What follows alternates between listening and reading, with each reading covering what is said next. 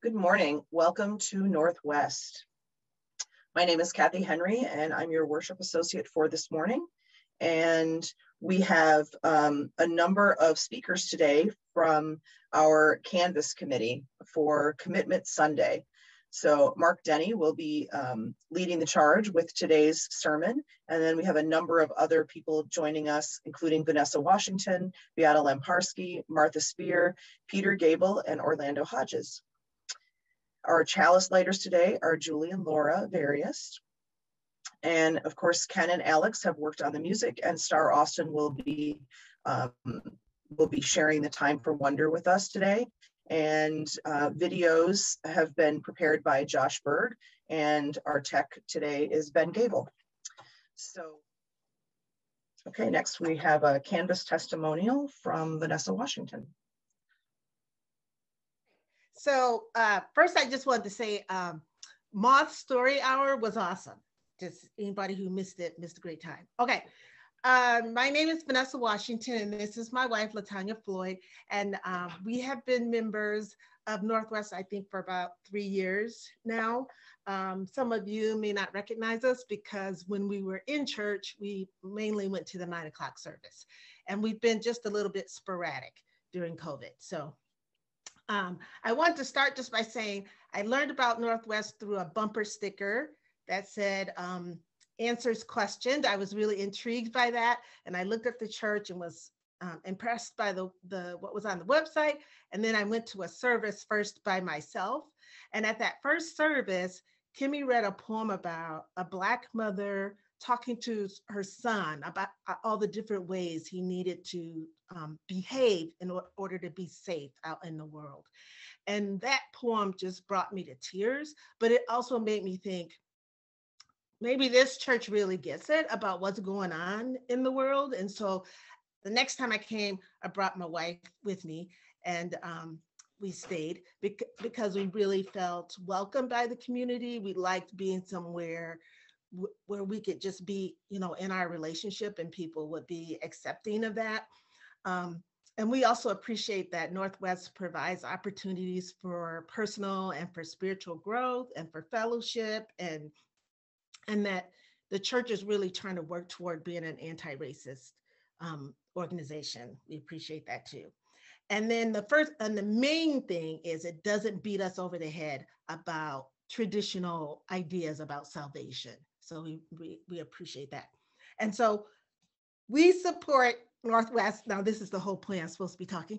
We support Northwest because we want this community to be available to us and also to other people.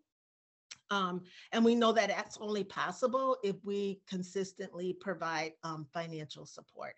And I also want to say that this is the first religious institution that I've ever consistently provided financial support to. And I have been a part of a lot of religious institutions, just to let you know, because this is the first one where it was really clearly pointed out to me, the connection between individual financial commitment and the health of the church financially.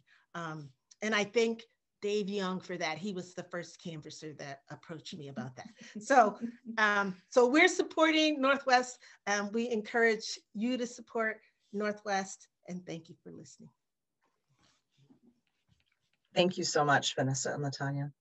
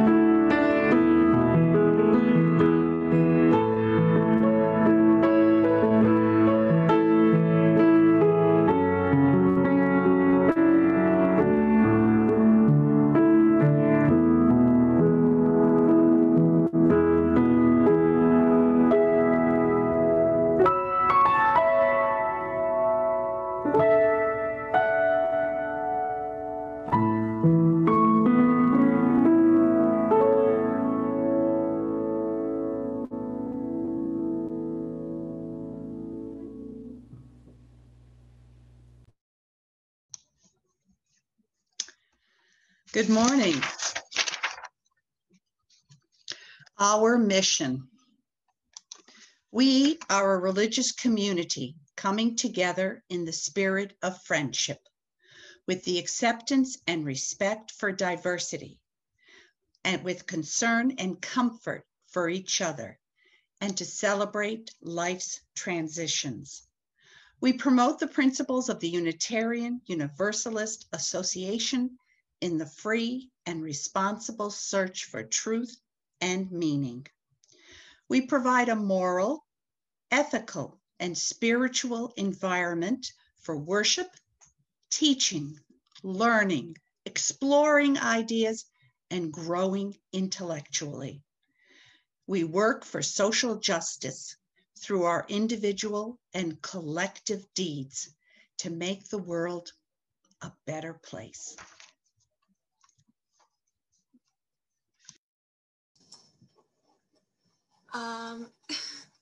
We lay our chalice as a symbol of gratitude as we celebrate the abundance of our lives together.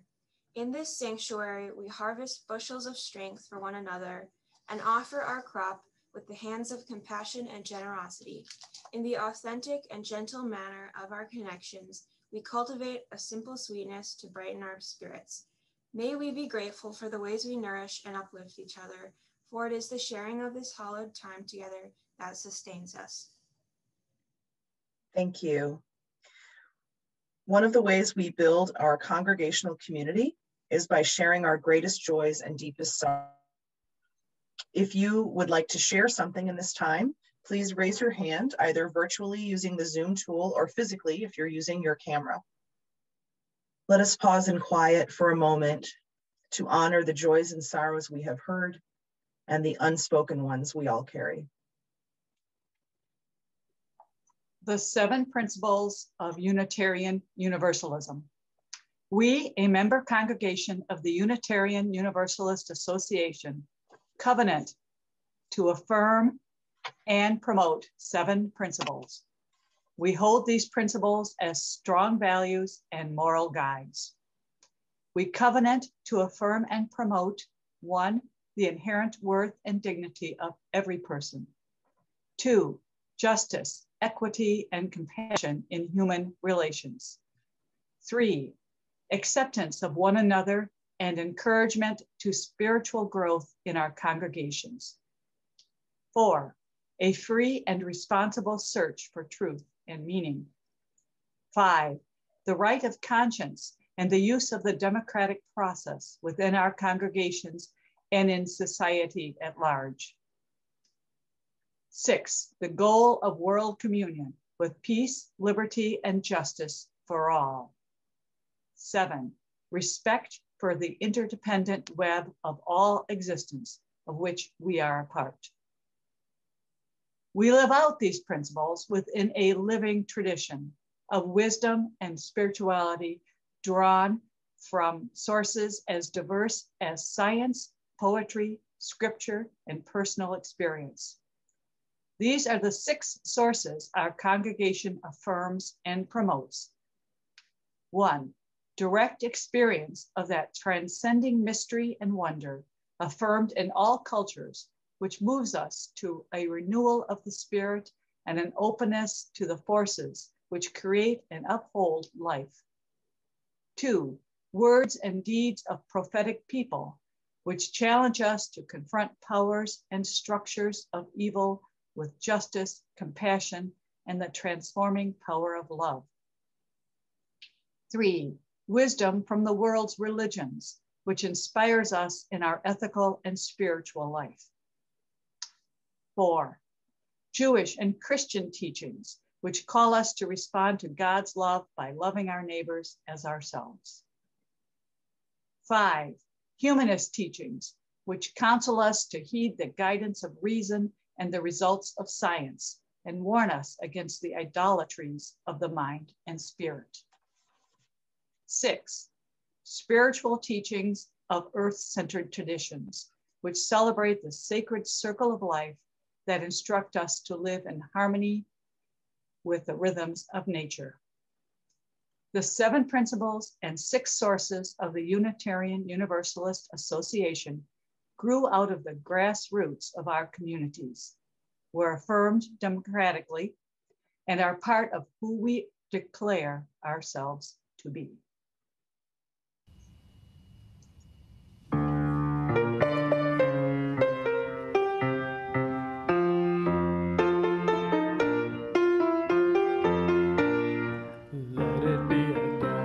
We do. May I have this dance with you through the good times and the bad times too. Let it be a dance. Let a dancing song be heard. Play the music, say the words, and fill the sky with sailing birds. Let it be a dance, let it be a dance, let it be a dance. Learn to follow, learn to lead. Feel the rhythm, feel the need. To reap the harvest, plant the seed. Let it be a dance.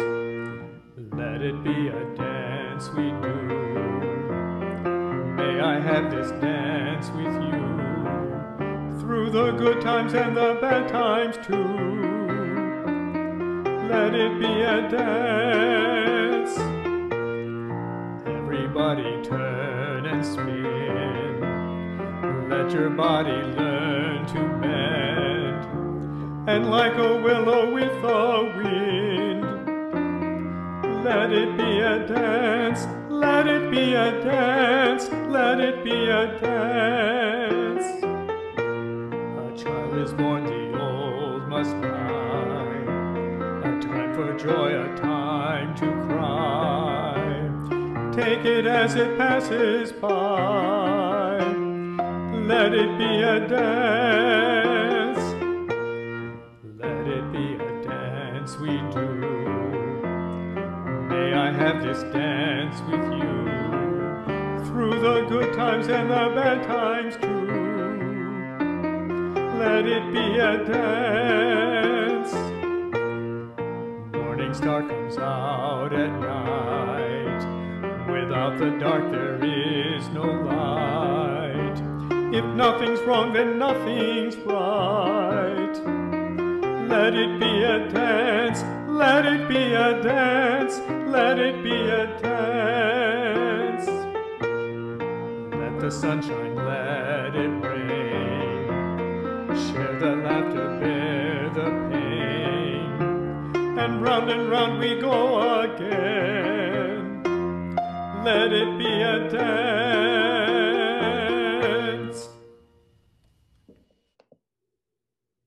Good morning. Once there was a little boy on a beach, and he was walking, and from afar an older man looked and noticed the small child picking up what he thought was shells or pebbles and throwing them into the ocean. And I thought, how wonderful. It looks as though that child is dancing into the sunlight, dancing to greet the day. And so the older gentleman walked toward the child to enjoy the presence of laughter and joy that he expected to find. And as he got closer, he noticed it wasn't shells or pebbles at all. It was starfish. And that there had been some sort of tragedy where there were just hundreds, thousands of starfish washed up on the shore, stuck on the shore. And the little boy was picking them up one by one and flinging them back into the ocean. And he said to the child, "Why are you doing that?" And the little boy thought, what a strange question. He said, well, obviously the tide is high, the sun is out, it's very warm, so I'm sending the starfish back to the ocean. And the man looked down the beach where for miles there were starfish, and he said, but my child, there are hundreds, perhaps thousands of starfish on this beach. You can't make a difference. You can't save them all. And the little boy said, Watch this. And he bent down and picked up a starfish and threw it back into the ocean. And he said, I made a difference for that one. I wonder how the differences we make start with small actions. Start with the commitment to help, to simply show up, or to do what must be done, one starfish at a time.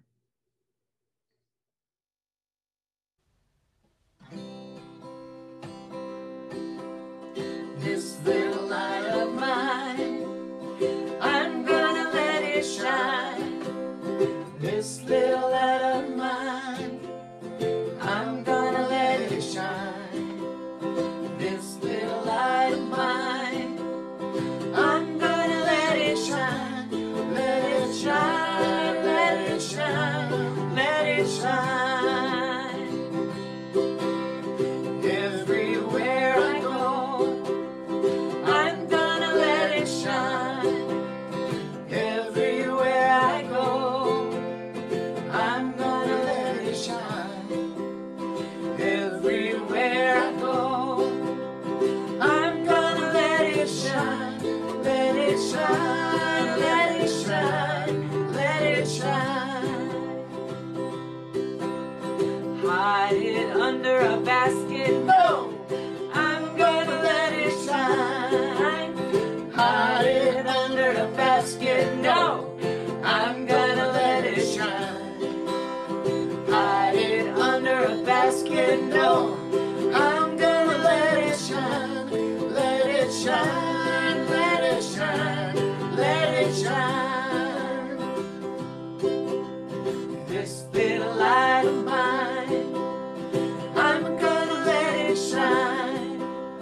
This little light of mine, I'm gonna let it shine. This little light of mine, I'm gonna let it shine. Let it shine, let it shine, let it shine.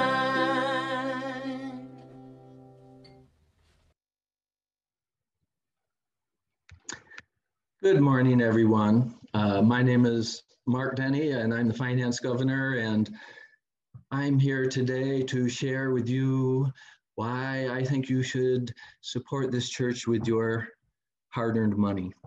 And I feel like I get to get on a surfboard and ride a wave right now, because so many people have shared stuff leading up to this moment, beginning with the Moth Hour, where there were some fine stories, and Vanessa's testimonial, and so it's my privilege.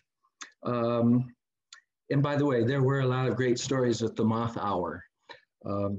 My story begins in the first grade when it's wintertime. I'm at West Godwin Elementary School, dressed in my warmest clothes on the playground at recess time, doing what boys do at recess time, playing around, having fun. And so all of a sudden, I find myself in a circle, a ring of boys, and in the middle of the ring on one of those big round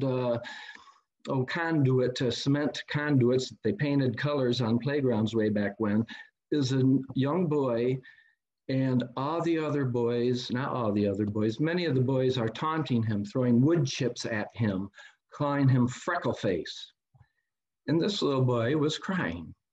And I stood there, and I felt in my heart for this boy, and yet I did nothing. And that moment stuck with me. And now fast forward to I'm a freshman in college, and I'm at Central Michigan University, living on the 5th floor of Cary Hall, and it's a Saturday, early evening. The guys are gathered in our dorm room, my dorm room, with my roommates, Steve and Bob, and everyone liked to call Bob CB, or Crazy Bob. And he was a bit eccentric, I will admit that, but he was a good-hearted guy, and he was my roommate, and I loved him, and he loved euchre.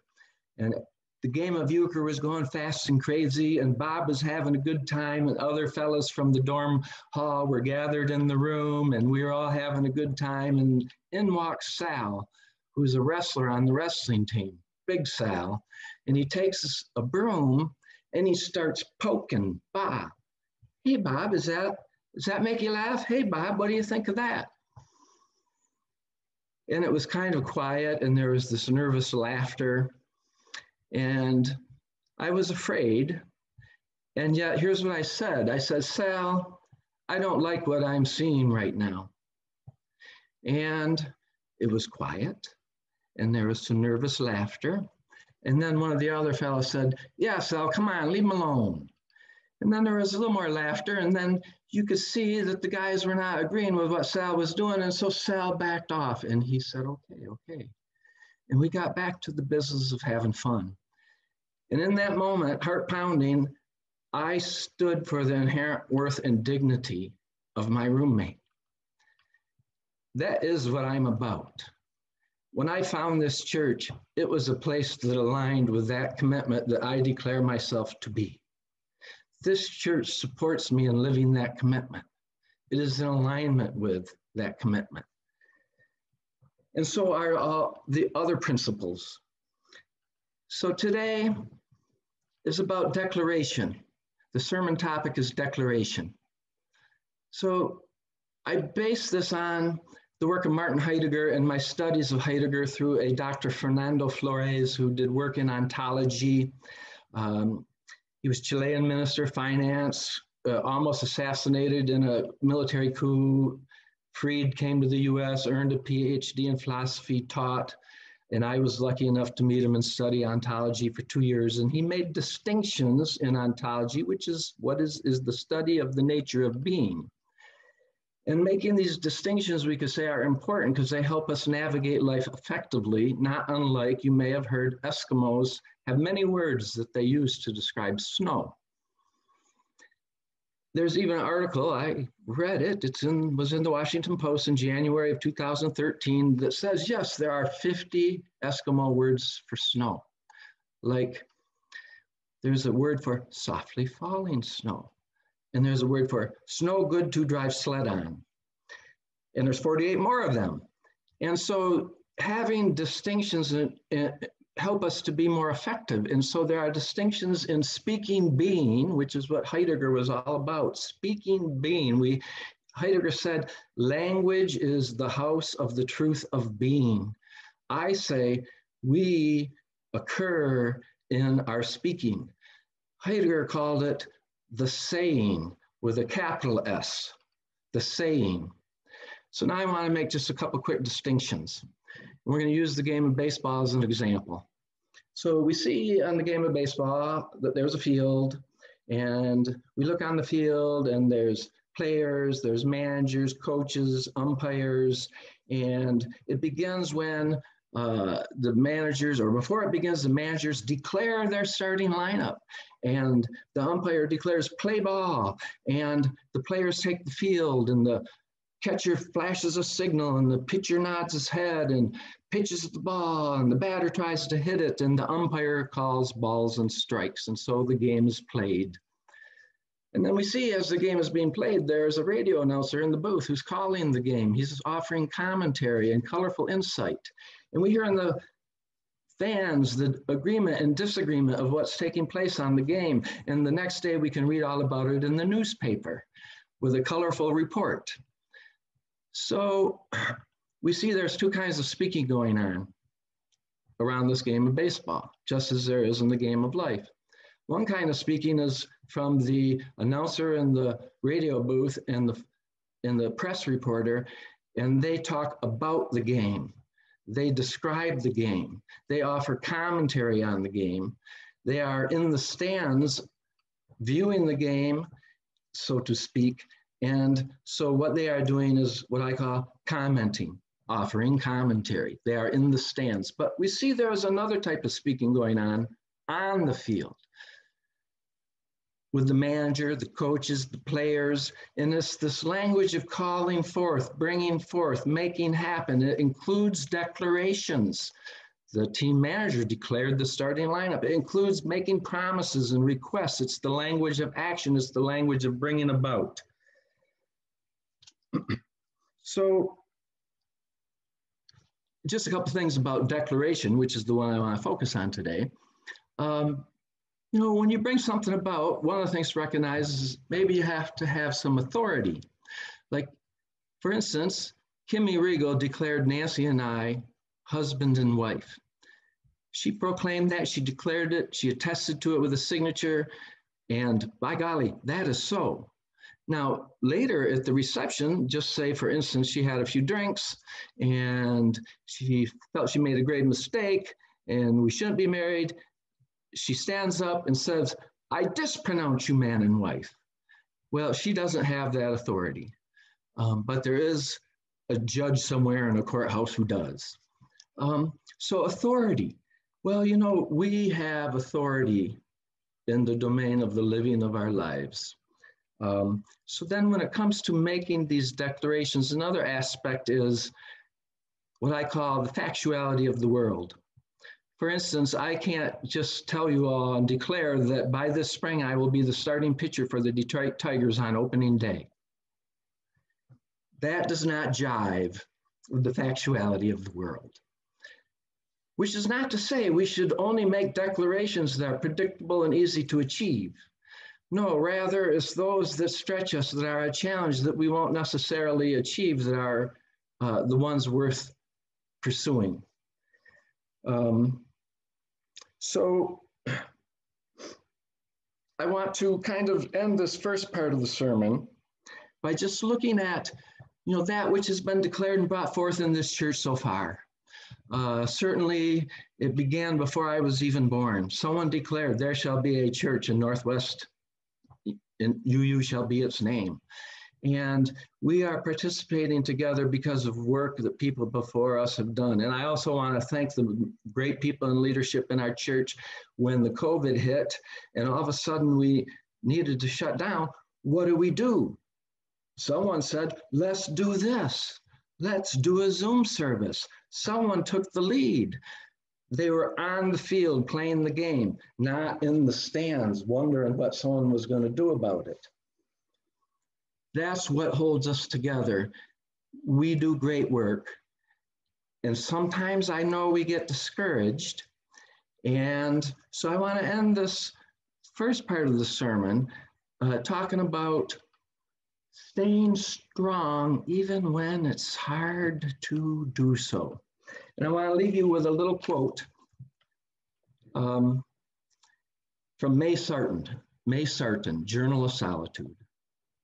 It is not so easy to find the balance, for if one does not have wild dreams of achievement, there is no spur even to get the dishes washed.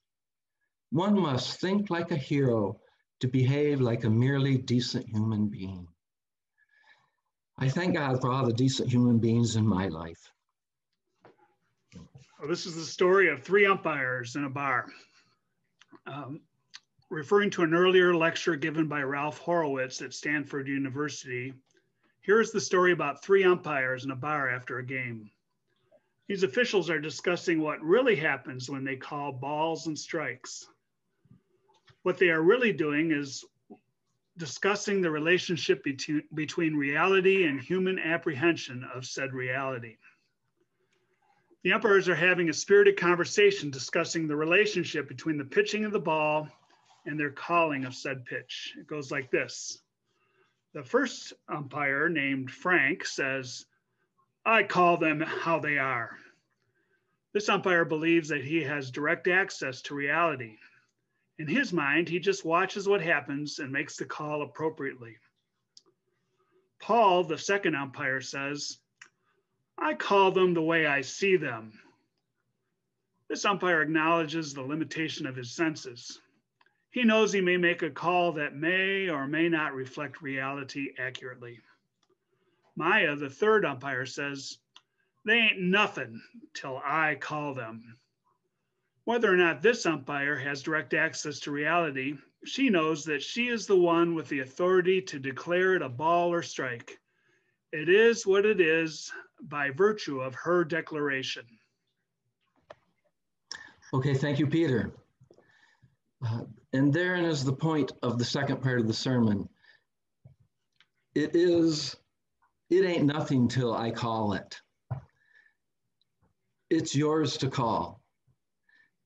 it's really what I want to leave you with when you think of making a pledge to the church. It's your say. And it's not just with our money that we make a difference, it's with our time and our talent.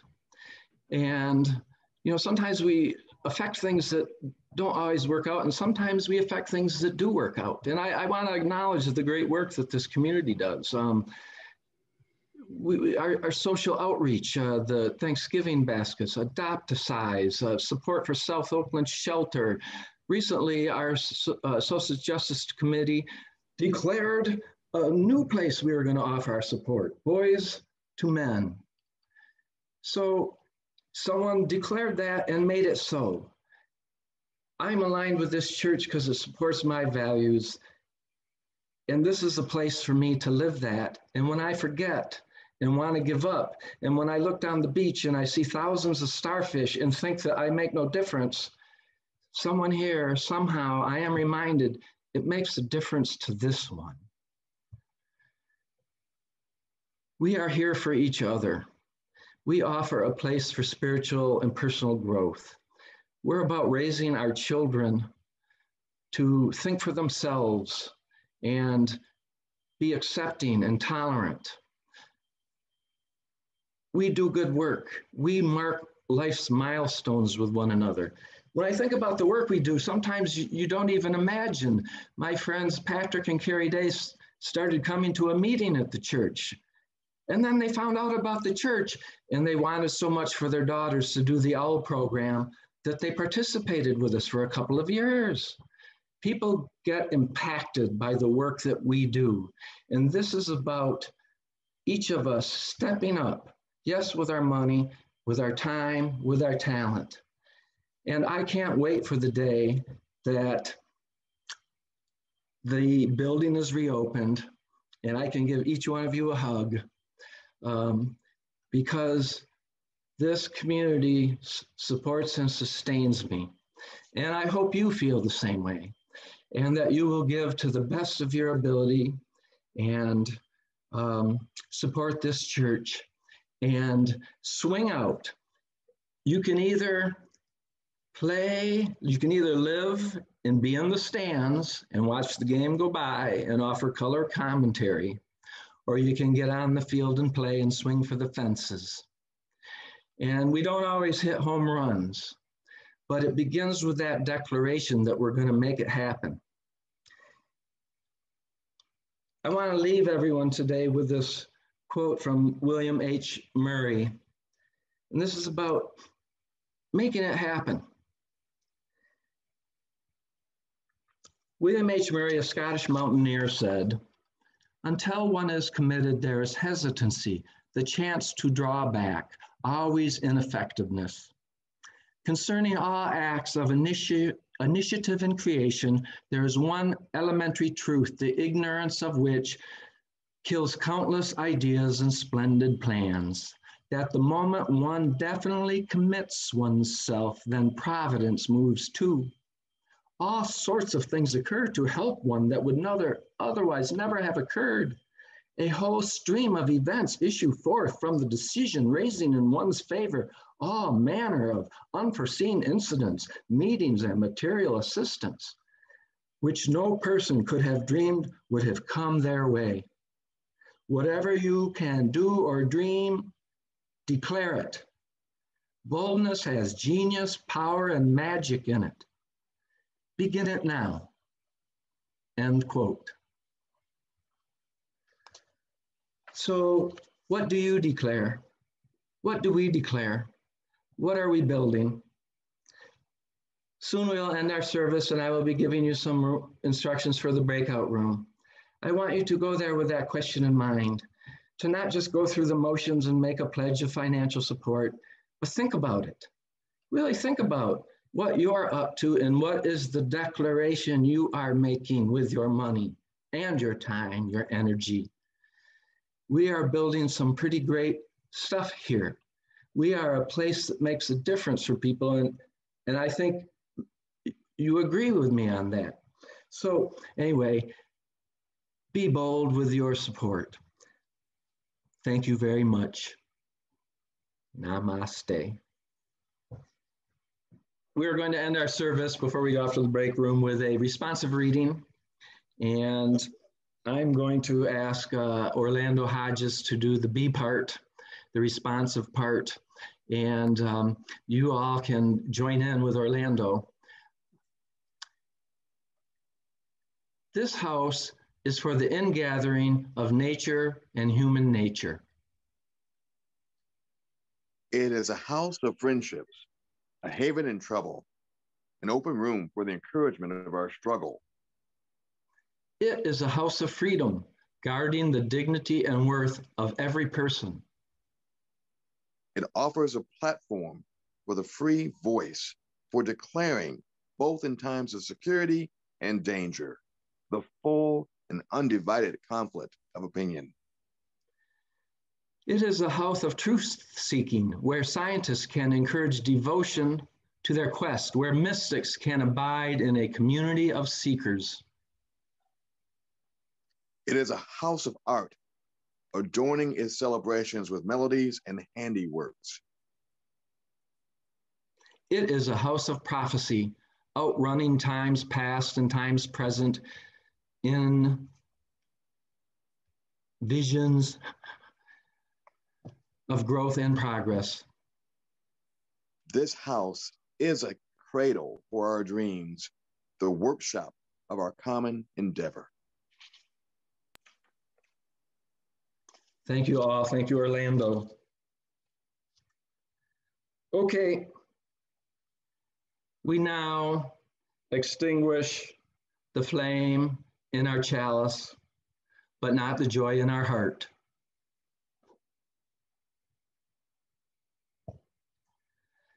Before we go to our breakout rooms, which will be after the postlude, I just want to say a few things. So you will be invited to make a pledge of financial support to our church for the operating year beginning July 1, 2021. In so doing, asks yourself, what is the fundamental declaration you are making with your pledge? During the breakout room, after you've completed filling out your pledge form, feel free to answer that question with each other and to talk amongst yourselves. Be as generous as you can be. All pledges are received with gratitude. And I just want to say, you know, we want to offer a balanced budget. We want to keep supporting our staff. We will not have a PPP loan to support us through next year. So all the help you can get will make a difference. After the postlude, then you will go into the breakout room where you'll have a room leader. They will be able to answer any questions you have, and you'll be able to complete the process of making your pledge. Thank you. See some of you in the breakout room. And now our postlude.